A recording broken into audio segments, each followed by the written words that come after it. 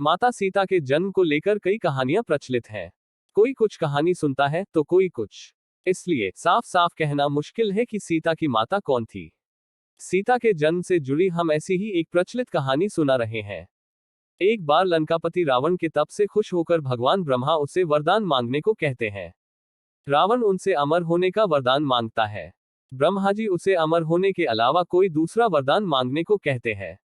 रावण वरदान में मांगता है कि मुझे सुर, असुर, पिशाच, नाग, किन्नर या अप्सरा कोई भी न मार सके।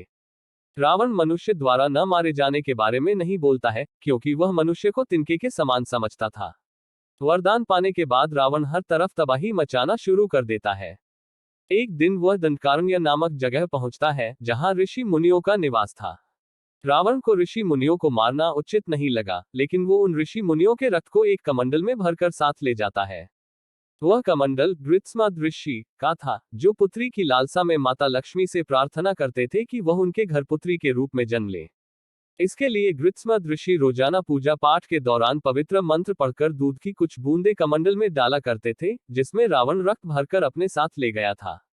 रावण कमंडल को लंका ले गया और वह पहुंचकर कमंडल अपनी पत्नी मंदोदरी को देकर कहता है, यह विषैले रक्त से भरा है, इसे संभाल कर रखना और किसी को मत देना। कुछ दिन बाद विहार के लिए रावण किसी पर्वत पर चला जाता है। मंदोदरी को इस तरह रावण का जाना अच्छा नहीं लगता है। वो मृत्यु प्राप्त करने के लिए कमंडल में भरे विष का पान कर लेती है। कमंडल के रक्त को पीने के कुछ समय बाद मंदोदरी गर्भवती हो जाती है। गर्भवती होने के बाद मंदोदरी घबरा जाती है कि महल में मौजूद अन्य लोग उसके बारे में क्या सोचेंगे। फिर मंदोदरी तीर्थ यात्रा का नाम लेकर कुरुक्षेत्र चली जाती है। वहां मंदोदरी एक बच्ची को जन्म देती है, लेकिन लोक लाज के चलते वो उसे एक कलश में रखकर जमीन में दफना देती है। कुछ दिनों बाद राजा जनक भी कुरुक्षेत्र जाते हैं। जब वह जमीन में हल चलाते हैं तो उन्हें वहां कलश मिलता है, जिसमें मंदोदरी ने बच्ची को रखा था। बच्ची को कलश से निकालते ही आसमान से फूलों की वर्षा होने लगती है और साथ में आकाशवाणी भी होती है। आकाशवाणी में राजा जनक द्वारा उस कन्या के लालन पालन की बात कही जाती है।